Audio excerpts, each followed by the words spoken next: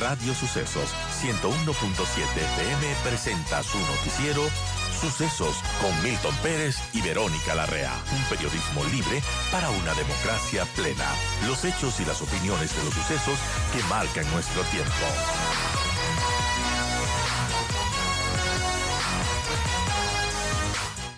El economista Alberto Acosta Burneo, analista económico, quien ha advertido los riesgos de considerar tener una moneda paralela, por ejemplo. Gracias, Alberto Acosta, por acompañarnos. Bienvenido. Y bueno, hay preocupación cada vez que se va acercando esta elección. Hay cada vez una preocupación más creciente de las dos corrientes que están en juego, el continuismo con Daniel Noboa o un modelo diametralmente opuesto como es del correísmo con Luisa González. ¿Qué nos puede decir de esos modelos económicos, de las propuestas que se tienen de ambos y de lo que podemos esperar de la dolarización, que como sabemos es un modelo muy delicado porque el país no tiene la impresora para imprimir billetes, aunque hay esta propuesta del correísmo que dice, bueno, imprimamos dólares ecuatorianos? ¿Qué pasaría con la dolarización, con los ahorros de cada uno de nosotros en el banco? Bienvenido, Alberto Acosta Burneo, gracias por acompañarnos. Buenos días, un gusto estar con ustedes. La propuesta del correísmo es el equivalente a ponerle agua a la leche. Es decir, es un engaño. Cuando uno le pone agua a la leche, aumenta el volumen, pero ya no es leche pura. Lo mismo sucede con la moneda. Cuando el correísmo dice yo voy a cogerme el dinero de la Reserva Internacional, realmente el mecanismo funciona a través de la expansión del balance del Banco Central, que no es otra cosa que una manipulación monetaria, aumentar la cantidad de dinero artificialmente. Pero claro, el Ecuador no puede emitir dólares, son ecuadólares, es leche con agua. Esto funciona mientras la gente no se da cuenta del engaño. Cuando la gente se da cuenta del engaño, dice, ya no quiero esa leche porque está adulterada. Lo mismo sucede monetariamente. Inicialmente puede el gobierno engañar a la población emitiendo dinero del aire, pero esto genera graves desequilibrios económicos, problemas de balanza de pagos, porque como la economía en un primer momento se reactiva, se requiere más insumos, más bienes de capital para poder producir, para elevar la producción, y eso se obtiene importando. Comienza el país a perder dólares, porque los únicos que se pueden usar para pagar en el exterior son dólares verdaderos. Lo mismo sucede con los retiros de efectivo. Solamente para retirar en efectivo solo se puede utilizar dólares verdaderos, no se puede retirar ecuadólares al efectivo porque no tienen una forma física.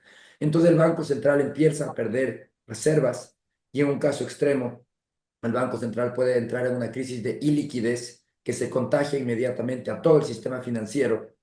Se produce una quiebra bancaria, un feriado bancario y una desdolarización forzada. Este es el riesgo al que estamos abocados con esta política. Por eso es que esta política es tan peligrosa, es jugar con fuego. Y el que juegue con fuego se puede quemar. Y el que se quema no van a ser los políticos, porque ellos no nos deben importar. Nos vamos a ser nosotros, nuestro dinero, nuestros ahorros.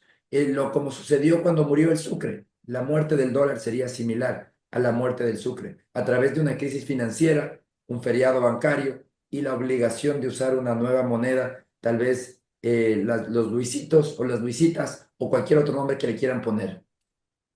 Es grave, lo están advirtiendo los expertos, no lo decimos nosotros, y vale la pena tomarlo en cuenta para ver qué es lo que estamos eligiendo, qué futuro queremos para nuestro país.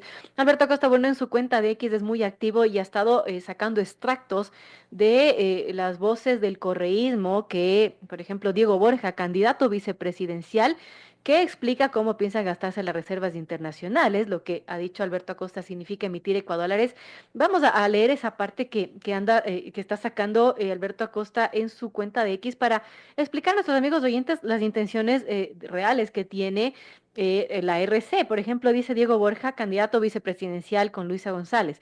No es cierto que el Ecuador no tiene plata, hay dinero, lo tiene en varias partes como en las reservas internacionales, en los impuestos y en el petróleo. ¿Qué vamos a hacer nosotros? Usar ese dinero que sí existe para financiar estos proyectos para la gente.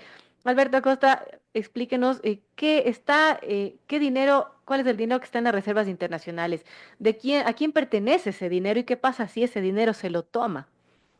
Bueno, primero es alrededor de 8.000 millones de dólares de la Reserva Internacional, de los cuales 7.000 son reservas bancarias. Es decir, cuando todos nosotros, cualquiera deposita 20 dólares de una cooperativa en un banco, por ley, una parte de ese dinero se va al Banco Central. Eso es lo que se llama el encaje. Entonces, todos los depósitos en cooperativas y en bancos van una parte al Banco Central. Y ese es el dinero que ahora el correísmo dice, ese es un dinero ocioso. Ha habido un lugar donde la plata está botada, donde ni siquiera tiene rendimiento y nadie la necesita. Bueno, la realidad es que ese dinero tiene un dueño, los depositantes. Y el día que se gasten ese dinero el correísmo, lo que va a suceder en la práctica es que los ciudadanos, cuando quieran pedir de regreso su dinero, sus depósitos, la cooperativa o el banco tendrá que decirle, ¿sabe qué? Alguien ya se adelantó. El gobierno utilizó ese dinero porque era un dinero ocioso, que no estaba haciendo nada, que nadie lo quería. Así que se lo gastó. No le puedo devolver. ¿Qué pasa Disculpe. cuando el depositante quiera sus ahorritos? ¿Qué pasa cuando vaya al banco y vaya y quiera sacar su plata? Exactamente, y cuando le digan, sabe que no puedo devolverle todo, se produce una corrida bancaria de gran magnitud y una crisis financiera solo similar o tal vez mucho mayor que la del 99. Entonces, estamos jugando con fuego. No podemos aceptar que se manipule monetariamente y que se ponga en riesgo así una de las medidas económicas más importantes que ha adoptado el Ecuador. Yo considero que la dolarización fue la segunda independencia del Ecuador, tan importante como el primer grito de la independencia y la primera independencia que hizo el Ecuador, la segunda fue la dolarización, porque independizó nuestro dinero de las manos de los políticos. Y eso es lo que se quejan ahora los políticos. Y dicen, nosotros queremos volver a manipular su dinero, queremos volver a intervenir en la capacidad de compra de su dinero. Queremos emitir agresivamente para seguir gastando, porque ese es el objetivo. El objetivo de toda esta manipulación monetaria es gastar más. Pero lo que no se dan cuenta o no nos quieren decir es que gastan, emitiendo dinero agresivamente, lo que van a hacer es licuar el poder de compra del dinero, que los ciudadanos les alcance para comprar menos, inflación, destruir competitividad del sector productivo y lo más grave de todo, poner en riesgo toda la estabilidad monetaria y del sistema financiero. Pueden terminar llevándose todo el sistema financiero a través de una crisis de iliquidez que se inicia en el Banco Central y se contagia a todo el sistema financiero.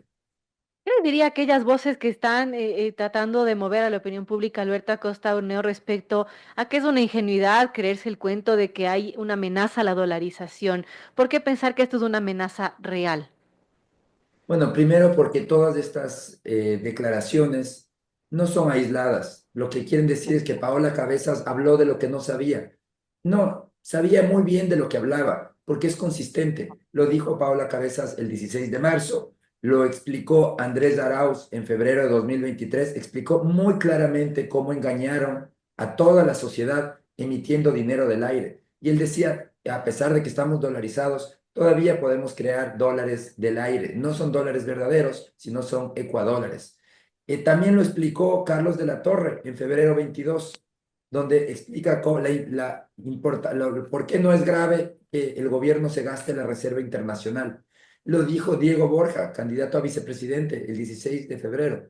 Entonces vemos que ya es una política que está trazada en varios miembros del correísmo que tienen ese objetivo claro, emitir dinero del aire para poder seguir gastando y sin importarles o creen que no hay riesgo, porque dicen nosotros somos tan astutos que sabemos cómo hacerlo. Ya lo hicimos porque lo hicieron en el pasado, emitieron 8.000 millones de dólares del aire, de la nada, y por eso es que el país tuvo que después adoptar todas las medidas de aranceles, salvaguardias cambiarias, impuestos a salida de divisas, restricciones de todo tipo que encarecieron la vida de los ciudadanos y destruyeron competitividad.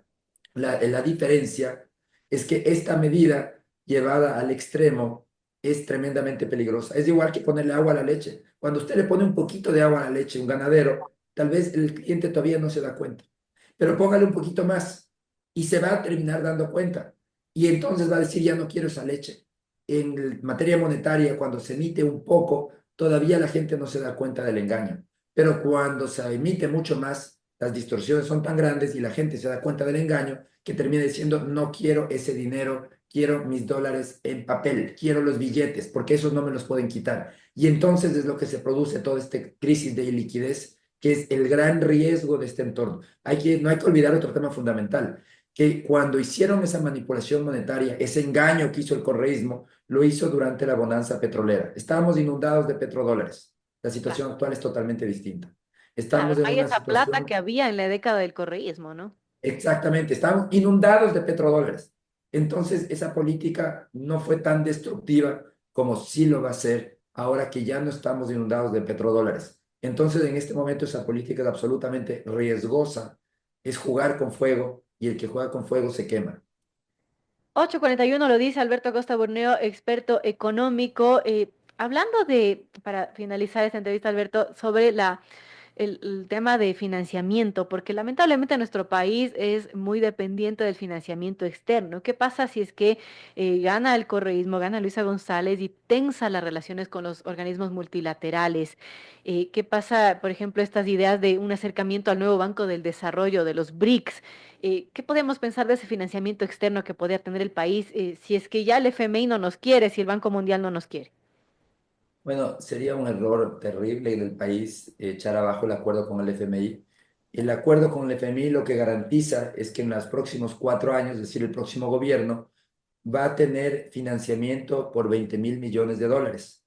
Y eso le va a permitir amortizar deudas por 16.000 millones de dólares. Entonces, el acuerdo lo que garantiza es que sea más lo que nos prestan que lo que tenemos que pagar. Sin acuerdo, igual tendremos que pagar 16.000 millones de dólares, pero ya no tendremos esos 20.000 millones de dólares en financiamiento. Entonces, sería un golpe fuertísimo para las finanzas públicas. Y lo que hay que estar muy claro es que el país tiene que ir hacia la sostenibilidad fiscal.